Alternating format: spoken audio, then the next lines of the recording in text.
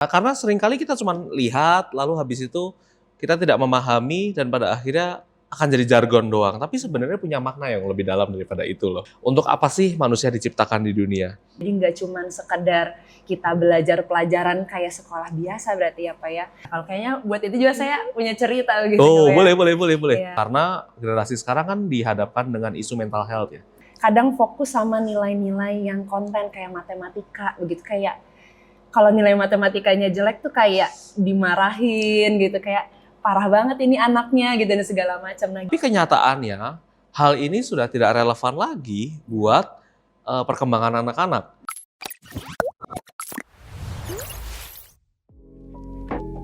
halo semua, balik lagi di Posko Podcast Sekolah. Ya, hari ini saya Putri, saya menjadi host di episode kali ini. Nah, saya juga sekaligus guru dari SDK Kalam Kudus Ciater. Nah, hari ini kalau bicara soal sekolah pasti identik dengan namanya pendidikan. Pendidikan itu seringkali menjadi sesuatu yang wajib begitu ya dialami oleh setiap kita. Dan seringkali hanya dipikirkan bagian akademis, tapi ternyata pendidikan jauh daripada itu begitu ya. Pendidikan ternyata ada panggilan di dalamnya, ternyata ada mandat Allah bahkan di dalamnya. Ya, kalau bicara soal panggilan ini bagaimana kita mengenal identitas kita di hadapan Tuhan, bagaimana kita tahu tujuan hidup kita di hadapan Tuhan. Nah, kali ini kita akan membahas panggilan tersebut ya, dan bagaimana Sekolah Kalam Kudus Bandung ini mengerjakannya. Nah, sekarang saya sudah bersama dengan Pak Yosia di sini ya. Pak Yosia ini ya kita semua mungkin tahu ya, Pak Yosia adalah direktur dari Sekolah Kalam Kudus Bandung ya. Shalom Pak. Shalom Bu Putri. Ya. Bagaimana kabarnya Pak? Wih, luar biasa. Happy ya dapat kesempatan ya kita buat ngisi posko hari ini ya. Nah, Pak, kalau bicara soal Sekolah Kalam Kudus Bandung, kayaknya saya sering banget lihat tulisan Encounter, Growth, dan Impact begitu. Kayaknya ada di mana-mana ya Pak. Betul. Kayak bukan cuma di sekolah gitu, tapi di logo, di flyer, banner, bahkan sampai baju-baju begitu ya Pak ya. Itu sering muncul. Nah, sebenarnya apa sih EGI ini gitu ya, kalau saya singkat EGI gitu ya, Encounter, Growth, dan Impact ini sebenarnya itu apa? Oke, jadi sebenarnya Encounter, Growth, dan Impact ini saya tuh berpikir ini adalah sebuah kerangka filosofis ya, kerangka yang digunakan oleh Sekolah Kristen Kalam Kudus untuk merumuskan sebenarnya ini arah pembentukannya kemana ya. Jadi saya berpikir ada baiknya bahwa kita memahami lebih dalam tentang ini, karena seringkali kita cuma lihat lalu habis itu kita tidak memahami dan pada akhirnya akan jadi jargon doang. Tapi sebenarnya punya makna yang lebih dalam daripada itu loh. Ternyata bukan cuma jargon ya Pak ya, bukan cuma sekedar hanya ditempel doang, hanya sebagai ciri khas berarti ya Pak ya. Nah, boleh nggak dijelasin Pak sebenarnya sebagai apa sih si Encounter, Growth, dan Impact ini lebih tepatnya gitu? Apa sih yang kenapa akhirnya muncul begitu Encounter, Growth, Impact ini? Kalau ditanya mengapa muncul ya, karena kalau kita bicara tentang organisasi ya, kan biasanya ada yang disebut dengan visi, misi, value, dan lain sebagainya, itu cukup banyak, bahkan punya moto gitu. Nah, tapi saya berpikir bagaimana kalimat-kalimat itu tuh dihafalkan, apalagi kalau kita bicara tentang visi misi itu bisa jadi lebih daripada satu kalimat, bisa jadi 5-6 kalimat dan seterusnya. Dan saya berpikir bagaimana semua itu dirangkum dalam 3 frase yang lebih gampang diingat, yaitu Encounter, Growth, dan Impact. Nah, kalau ditanya mengapa sih milih Encounter, Growth, Impact ini sebagai sebuah kerangka filosofis, sebenarnya ini ada sekolah ya, kalau kita bicara tentang sekolah itu butuh sebuah framework yang benar. Tentu dalam penentuannya, dalam perjalanan kami berpikir bagaimana memutuskan Encounter, Growth, dan Impact itu, kami itu melihat justru pertanyaan-pertanyaan mendasar yang seperti, untuk apa sih manusia diciptakan di dunia? Jadi kan pertanyaan banyak orang, tujuan hidup dan lain sebagainya. Lalu apa sih kebutuhan manusia agar bisa menjalani hidup di dunia ini dengan baik? Ya. Dan yang ketiga, bahkan pertanyaan-pertanyaan itu bisa sampai ke arah kemana manusia pergi setelah dari dunia ini. Nah, dari pertanyaan-pertanyaan mendasar itu bagaimana banyak sekali ya apa namanya sebutannya, pemikiran-pemikiran tokoh-tokoh terkenal, dan pada akhirnya saya juga mencoba membaca beberapa buku. Lalu saya mulai menyimpulkan bagaimana sih sekolah berperan terhadap pembentukan seorang anak. Khususnya kan sekolah cuma bisa dampingi kalau memang dari TK sampai SMA ya. Kita kan punya jenjang TK, SD, SMP, SMA ya. TK masuk usia 3 tahun, SMA lulus usia 18 tahun. Berarti ada 15 tahun yang sekolah tuh bisa investasikan kepada anak-anak ya, dan kita tuh harus berpikir bagaimana menginvestasikan sesuatu yang tepat. Karena waktunya cuma 15 tahun, anggaplah orang hidup 70 tahun. Berarti sebenarnya hanya 1/4 sekolah itu bisa berkontribusi. Selebihnya ada universitas, nanti mereka di dunia kerja, keluarga, dan segala macam. Tapi pembentukan anak itu tuh berada dalam 15 tahun ketika mereka di sekolah, dan itu adalah momen yang kami harus pakai. Maka dari itu mengapa frase ini atau filosofi ini tuh harus ditekankan dan mudah diingat agar ini yang terus menjaga Sekolah Kristen Kalam Kudus Bandung bisa tetap on the right track ya, gitu. Jadi benar-benar ya Pak ya, Encounter Growth Impact ini benar-benar menjadi landasan berarti ya Pak, menjadi dasar acuan sekolah ini untuk melangkah. Jadi nggak cuma sekedar kita belajar pelajaran kayak sekolah biasa berarti ya Pak ya, tapi ada sebuah tujuan yang mau dicapai gitu ya Pak ya.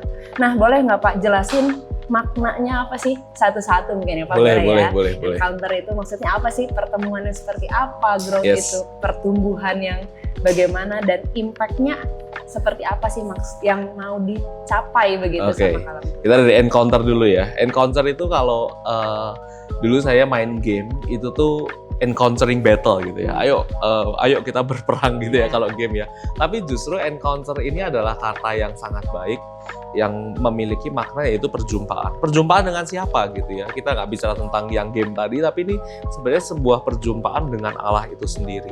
Nah, dalam penjelasan visi Sekolah Kristen Kalam Kudus seluruh Indonesia, di situ ada satu kalimat yang cukup catchy buat saya, yaitu ada kalimatnya adalah mengajak anak-anak untuk bisa berjumpa dengan penciptanya.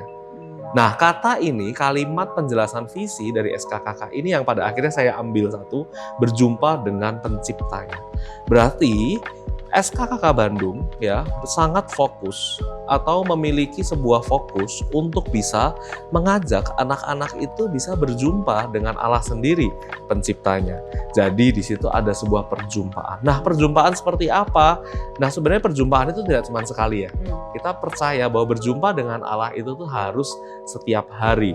Nah, kami percaya bahwa perjumpaan yang benar dengan Allah itu membawa sebuah transformasi dalam hidup seseorang. Maka dari itu, ini adalah momen yang sangat penting untuk menyatakan bahwa perjumpaan itu adalah sesuatu yang benar-benar harus dikejar oleh seseorang tiap harinya. Nah, kita percaya bahwa melalui perjumpaan dan transformasi yang Allah berikan, ada sebuah keyakinan dari seseorang yang teguh bahwa mengakui pertolongan mereka itu datangnya daripada Allah. Terlebih daripada itu, ketika tadi saya cerita bahwa kami tidak hanya memikirkan waktu mereka di dunia, tapi kemana mereka setelah mati nanti, kami juga memikirkan bahwa kami harus memperkenalkan Kristus sebagai Tuhan dan Juru Selamat bagi anak-anak. Ya, itu jadi kalau bicara tentang encounter sih seperti itu. Berarti encounter ini merupakan langkah awal yang seharusnya dimiliki begitu ya Pak ya, sebelum kita melanjutkan ke tahap selanjutnya sebenarnya Pak. Betul banget, jadi langkah awal atau dasar ya. Iya. Dasar yang teguh karena kita percaya Alkitab ya, kitab sucinya orang Kristen itu tuh merupakan sumber hikmat sekaligus merupakan teguran bagi setiap kita yang pada akhirnya melalui itu kita tuh bisa ditransformasi. Nah, karena ini kan sebuah dasar nih Pak ya. Betul. Nah, mungkin Pak Yose sendiri punya ini nggak Pak? Mungkin cerita pengalaman bagaimana sih pertemuan dengan Tuhan yang Bapak alami begitu? Bagaimana sih pertemuannya? Nah, ini menarik. Saya sendiri pernah dalam satu fase yang saya sendiri tidak tahu hidup ini ngapain. Tapi justru saya percaya sekolah adalah sebuah ekosistem, lingkungan yang sangat mendukung untuk siswa itu bertemu dengan Allah. Karena apa? Saya adalah produk seorang siswa yang berjumpa dengan Kristus ketika saya masih SMA. Jadi waktu kecil saya tuh dibesarkan dari keluarga yang non-Kristen sebenarnya. Lalu pada akhirnya saya masuk ke SMA Kristen di kota saya, di kampung halaman saya. Sebenarnya masuk sekolah Kristen itu dengan alasan satu, dengan tujuan satu, karena apa? Sekolahnya di belakang rumah saya. Ya, jadi deket gitu ya.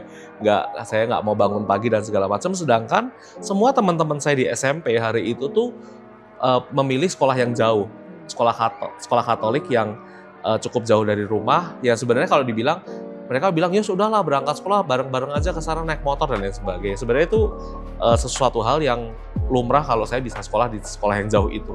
Tapi mungkin karena saya malas gitu dan mungkin Tuhan memakai momen itu ya untuk pada akhirnya saya masuk ke sekolah Kristen itu dan saya didampingi di situ oleh seorang guru ya. Bukan guru yang pintar bagaimana, gurunya cukup sederhana, tapi dia cukup intens untuk menyampaikan bagaimana Kristus itu menyelamatkan kita. Lalu pada akhirnya di momen itu waktu saya SMA, saya memilih dan berkomitmen untuk mengikut Yesus ya sebagai muridnya dan saya menerima anugerah keselamatan itu. Nah, dari situ saya berpikir sekolah ini adalah tempat yang paling ideal sebenarnya. Terlepas dari keluarga juga salah satu tempat yang cukup cukup ideal untuk anak-anak bisa mengenal Kristus, tapi sekolah ini menjadi tempat yang sangat mendukung. Maka dari itu apalagi 1 minggu anak-anak di sekolah berapa, kalau anggaplah sehari 6-7 jam dikali 5 hari 30-35 jam mereka ada di sekolah. Maka dari itu sekolah harus menciptakan ekosistem bagaimana siswa itu bisa berjumpa dengan Allah. Terkhusus bagi mereka yang mungkin belum mengenal ya. Kalau yang mereka mengenal ya bagaimana kita mengusahakan perjumpaan itu setiap hari dialami oleh anak-anak. Ya gitu. Berarti dari pengalaman itu ya Pak ya, jadi terinspirasi juga untuk sekolah ini ya Pak ya, karena dari pengalaman pribadi bagaimana Bapak merasakan cinta Tuhan sampai akhirnya mengenal Tuhan lewat sekolah ya Pak ya. Jadi benar-benar sekolah tuh punya dampak yang begitu besar ternyata ya buat anak-anak, buat siswa-siswa tuh benar-benar besar sekali ya Pak ya. Ya, dan saya ingat kalau hari itu waktu saya menerima Yesus di SMA itu ya, saya itu tiba-tiba dalam hati muncul sebuah keinginan buat jadi guru. Nanti saya ceritakan ya, karena kita bahas tentang panggilan ya, nanti saya ceritakan tentang hal ini. Ya kalau kayaknya buat itu juga saya punya cerita gitu. Oh, ya. boleh. Ya, karena saya salah satu orang yang menjadi guru karena juga saya melihat guru saya di SMA begitu, bagaimana dia mengajar. Ternyata yang diajarkan tuh bukan cuman selalu konten gitu ya soal matematika. Dia kebetulan guru matematika dan wali kelas saya begitu di kelas 10 begitu, dan benar-benar ketika saya melihat bagaimana cara dia mengajar, menyampaikan, itu benar-benar menjadi inspirasi begitu buat saya saat itu yang sedang mencari saya ini mau kemana sih begitu. Dan itu yang membawa saya sampai sekarang sih Pak. Wah, puji Tuhan, puji Tuhan. Iya. Nah, Oke, mungkin kita lanjut ke poin ini ya, kedua ya, growth ya. Iya. Ini karena durasi nih kita nggak boleh ini ya. Bener juga. Kadang seru-seru gini ngomong nggak lanjut kita ya. Iya, kayaknya kalau ngomongin ini kayak agak panjang ya Pak, jadi kayak curhat ya. Nanti di akhir mungkin saya sedikit cerita tentang bagaimana tentang panggilan itu. Tapi kalau bicara tentang growth ya, penekanan dari growth ini yang tentu ya iman yang harus bertumbuh setelah tadi berjumpa, di maintain bagaimana anak-anak itu bertumbuh secara iman gitu ya. Dan sekolah nggak bisa lakukan sendiri. Ya. Ini harus kerjasama dengan orang tua atau keluarga dan juga gereja. Ya, gereja artinya ya bagaimana di mana tempat anak-anak tersebut beribadah. Karena kita tahu gereja diberikan oleh Tuhan sendiri untuk menjadi komunitas buat orang-orang percaya yang pada akhirnya mereka bersekutu di sana, bertumbuh di sana. Nah, selain penekanan terhadap iman yang kita tahu tidak bisa ditawar menawarkan ya. Pertumbuhan yang dikejar oleh SKKH Bandung khususnya dalam poin growth ini adalah didasarkan dengan Global Kompetensi 6Cs ya, 6C kompetensi global yang dirumuskan oleh NPDL, New Pedagogies ya, mohon maaf kalau ada kesalahan penyebutan, New Pedagogies for Deep Learning. Ya, di situ ada 6C yang dikejar adalah character, citizenship, creativity, communication, critical thinking, dan collaboration. Nah, 6 hal ini yang Sekolah Kristen Kalam Kudus sekarang sedang tekankan. Bagaimana seorang anak bisa menguasai 6 ini. Kalau kita cerita, kenapa sih 6, kenapa nggak 10, kenapa nggak 12? Tentu kalau kita bicara tentang kompetensi itu bisa banyak banget ya. Tapi sebenarnya 6 ini sudah dirumuskan dengan baik, sudah ada research ya. Jadi ngapain sekolah Kristen Kalam Kudus pusing-pusing lagi ya untuk melakukan riset. Jadi kami pakai 6 hal ini yang mungkin dibutuhkan oleh anak-anak. Jadi dikembangkan ke area itu, gitu Bu Putri. Nah, berarti ya Kalam Kudus ini bukan cuman sampai ya mengenal Tuhan ya, tapi juga mengikuti zaman ya Pak ya. Tuh. Mengikuti zaman bagaimana supaya anak-anak ini juga diperlengkapi begitu ya untuk menghadapi hal-hal yang akan terjadi ke depannya. Nah, berarti apakah hal-hal ini bisa dijadikan acuan juga untuk kita bisa melihat anak-anak kita sudah bertumbuh atau belum? Bisa. Nah, jadi di dalam keenam ini tentu karakter kita masih harus breakdown lagi. Karakter apa yang dikembangkan? Salah satu yang mungkin sekarang dibutuhkan itu adalah tentang grit atau perseverance atau yaitu ketangguhan seperti itu ya, yang karena generasi sekarang kan dihadapkan dengan isu mental health ya. Nah, narasi tentang grit, narasi tentang ketangguhan itu tuh menjadi sesuatu narasi yang terus digaungkan. Nah, bagaimana menguji ketangguhan seorang anak? Tentu nggak bisa dengan nilai. Kita menyediakan student progression ya. Bagaimana melihat bukti-bukti itu muncul dalam anak-anak kita yang sebenarnya kita sedang didik di Kalam Kudus. Begitu. Tapi Pak, kalau misalnya sekolah itu kadang identik, apalagi kadang orang tua gitu, kalau saya menghadapi orang tua, kadang fokus sama nilai-nilai yang konten kayak matematika begitu, kayak kalau nilai matematikanya jelek tuh kayak dimarahin gitu, kayak parah banget ini anaknya gitu dan segala macam. Nah, gimana nih Pak melihat kondisi yang ya sampai saat ini masih memiliki pandangan seperti itu? Ya, tentu kalau kita bicara tentang nilai ya, grade ya, bukan value ya, nilai grade yang diberikan oleh guru kepada anak ya. Kita tahu matematika, bahasa Indonesia dan lain sebagainya, itu tuh menjadi sebuah hal yang cukup kuantitatif dan terukur, dan orang tua tuh bisa lebih mudah melihat. Tapi kenyataannya hal ini sudah tidak relevan lagi buat perkembangan anak-anak. Karena pada akhirnya nilai itu kalau kita sekarang sudah dewasa, kita bisa memahami nilai itu pada akhirnya akan disimpan dalam lemari dan kita belum tentu ingat tentang apa yang diajarkan tentang konten-konten hari itu.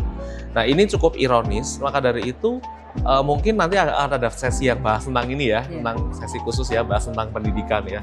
Nah, tapi yang mau saya tekankan adalah bagaimana SKKK Bandung itu tetap konsisten dengan 6C tadi, yang artinya kita harus mengembangkan anak-anak ya, kita harus mengembangkan anak-anak dari hal-hal yang 6C tadi, walaupun anak-anak belajarnya dalam bentuk subjek atau konten.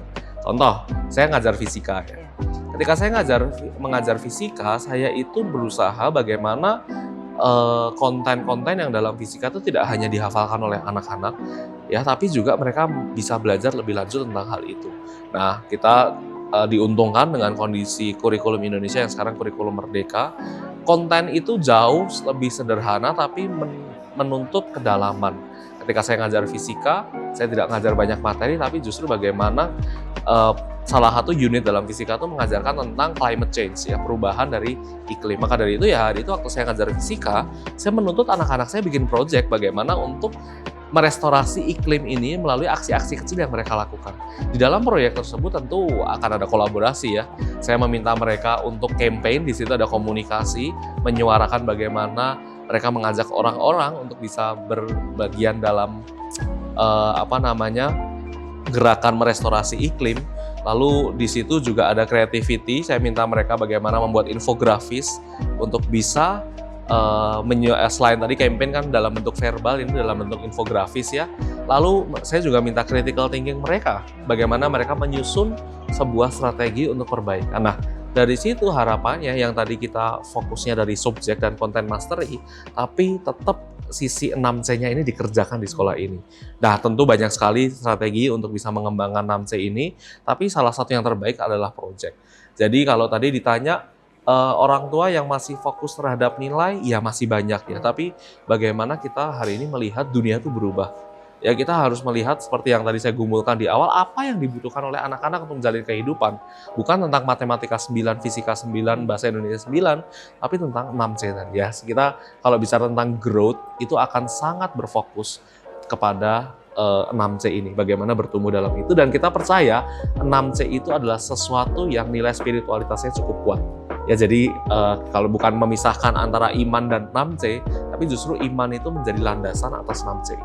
Begitu Bu Putri. Jadi sebenarnya mungkin bisa bilang udah zaman lagi ya Pak ya, untuk fokusnya cuma di hitungan, kerjain soal, terus gitu ya Pak ya. Nah sekarang kalau masuk ke impact nih Pak, seperti apa nih impact? Nah impact ini yang paling penting ya. Impact ini tuh, saya kalau ngomongin impact bisa 2 jam nih. Kenapa impact ini sangat penting ya? Karena impact ini berbicara tentang bagaimana meletakkan pola berpikir anak-anak bahwa mereka itu memiliki misi di dunia. Jadi yang cukup mengenaskan buat saya, banyak anak berpikir bahwa ketika mereka hidup di dunia, itu mereka berbicara tentang setelah sekolah mereka cari uang, bangun keluarga, kaya raya, terus mati.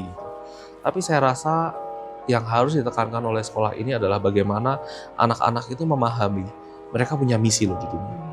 Misinya sama, tapi bisa dikerjakan dalam bentuk yang berbeda. Nah, misinya sebenarnya sudah dinyatakan oleh Allah sendiri di dalam Alkitab. Yang pertama, di dalam mandat budaya. Mandat budaya dinyatakan di Kejadian 1 ayat 28. Ya, di situ menyatakan bahwa bagaimana setiap manusia itu dimandatkan untuk bisa mengelola bumi ini, ya, mengelola ciptaan Allah. Ya, yang kedua adalah dari Yeremia. Ya, di situ dinyatakan usahakanlah kesejahteraan kotamu. Kita sebenarnya sekarang di Indonesia itu kita sedang dibuang karena rumah kita bukan di sini sebenarnya.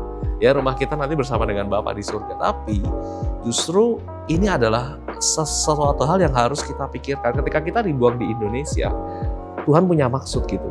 Tuhan punya maksud bahwa kita anak-anak Allah mengerjakan sesuatu. Kita tahu kondisi Indonesia tidak sedang baik-baik saja, betul ya? Maka dari itu, bagaimana kontribusi kita sebagai warga negara yang baik? Ya, kalau orang bilang warga negara yang baik itu bayar pajak dan lain sebagainya, betul, tidak salah. Tapi nampaknya kita sebagai orang Kristen, kita sebagai orang percaya, kita tuh mempunyai misi yang lebih besar daripada itu. Dan itu harus dipahami oleh anak-anak. Dan yang ketiga adalah melalui amanat agung. Amanat agung ya di Matius 28, di situ dikatakan bahwa jadikanlah semua bangsa murid Allah, gitu, murid Kristus gitu, murid Yesus. Maka dari itu, ya melalui 3 misi ini, pada akhirnya kami menyimpulkan keberdampakan itu tidak lepas dari 3 hal. Ya, jadi apa yang kami pengen taruh terhadap anak-anak tidak hanya berdampak. Kalau kita bilang ya berdampak kecil, kalau anak TK, anak SD paling gampang diajari berdampaklah buat keluarga, bantu papa mama gitu ya. Pekerjaan papa mama apa di rumah, cuci piring dan lain sebagainya, sapu pel kalian bantu. Tapi justru pola pikir berdampak ini yang kita harus taruh ke dalam anak-anak yang ada di sekolah, sehingga ketika nanti mereka selesai dari Kalam Kudus, mereka harus kuliah, mereka tuh sangat fokus terhadap apa yang harus mereka kerjakan. Bukan lagi oke, saya kuliah di mana ya peluang kuliah di mana saya bisa menghasilkan lebih, ya menghasilkan duit lebih, bukan tentang itu, tapi di mana saya akan kuliah, di mana melalui kuliah tersebut saya bisa menjadi dampak buat negara ini, buat dunia ini, bahkan buat perkabaran Injil. Itu Bu Putri kalau tentang impact. Jadi sebenarnya menolong juga ya untuk murid-murid untuk menemukan panggilannya sebenarnya ya. Nah betul, tentang panggilan ini ya. Nah tadi Pak Yose sempat singgung gitu, kalau misalnya 3 ini nggak bisa lepas ya Pak ya? Betul. Nah coba boleh dijelasin nggak sih Pak, kenapa sih harus 3 ini harus bersamaan gitu? Oke, encounter, growth, impact ya. Kalau kita bicara encounter dan growth tanpa impact, itu tuh akan menjadikan seseorang sangat egois. Dia nggak berpikir untuk berdampak. Ya saya akan bertumbuh karena saya butuh bertumbuh buat diri saya akan memperkaya diri saya, dan itu adalah tujuan utama saya. Tapi kalau kita bicara encounter dan impact tanpa growth, pada akhirnya orang akan kegerus zaman. Dia nggak bertumbuh, sedangkan zaman terus bergerak. Maka dari itu, ketika dia punya kerinduan untuk berdampak, tapi pada akhirnya dia tidak mau bertumbuh, pada akhirnya ya dia akan menjadi orang yang tidak relevan dan pada akhirnya susah akan diterima di masyarakat.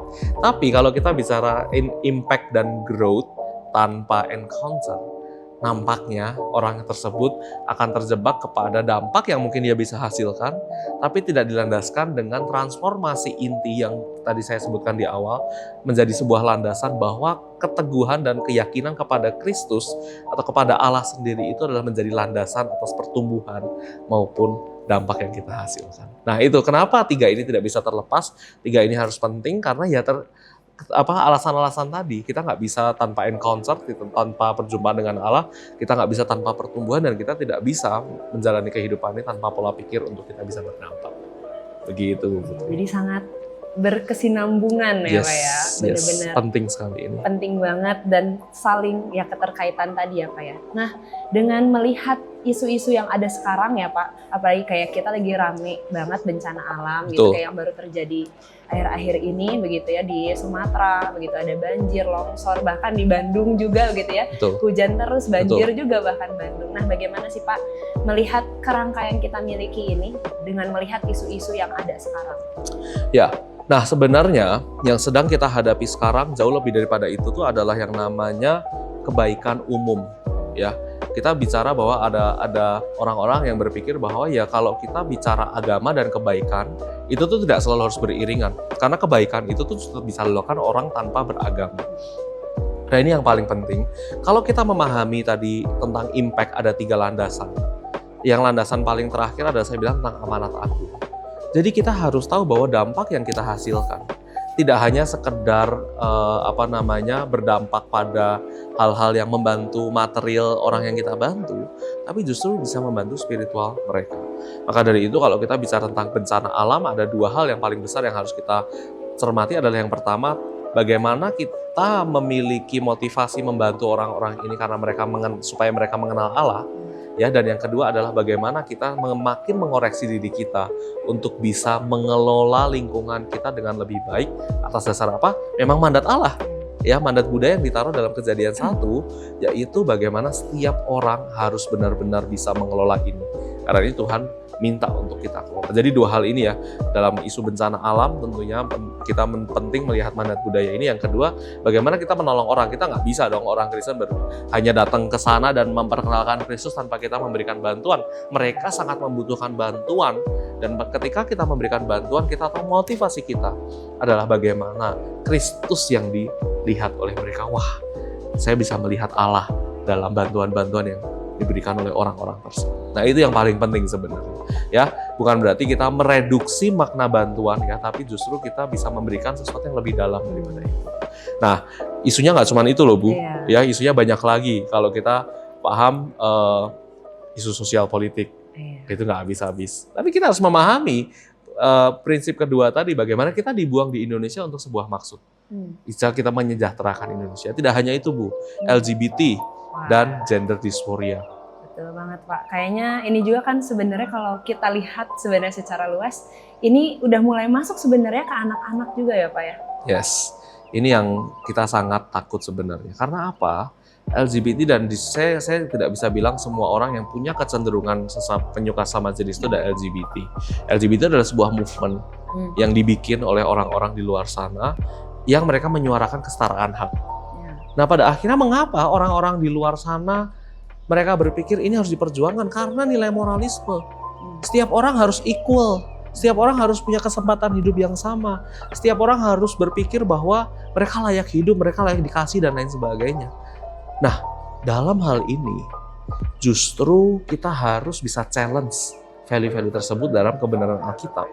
Maka dari itu kalau saya tadi bilang ya, kalau menekanannya hanya growth dan impact, LGBT dan gender dysphoria ini sangat bisa diterima.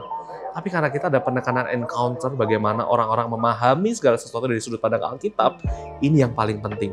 Untuk bisa anak-anak tahu bahwa itu nggak benar, nggak semua hal harus equal, nggak semua hal harus bisa disetarakan, nggak semua hal harus bisa diterima. Karena apa?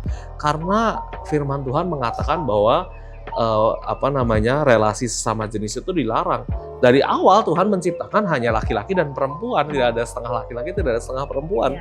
Maka dari itu ketika kita tahu kita memiliki landasan yang kuat yang tadi dibungkus dalam kata encounter itu, ini menjadi sebuah bekal yang penting ketika anak-anak nanti berdampak di suatu hari. Gitu Putri. Udah jelas ya Pak ya, kalau misalnya kita ada mendengar gender itu ada 18 jenis dan segala macam, udah pasti salah ya Pak ya. Mengerikan, Apalagi kalau sangat udah mengerikan itu ya. kita kenal Tuhan, udah pasti kita udah tahu itu udah salah betul, gitu betul, ya. betul. Nah sekarang dengan isu yang ada itu semua yang tadi Bapak sebutin, atau mungkin sebenarnya masih banyak lagi ya Pak ya, kalau kita Banyak bicara banget. isu, banyak banget.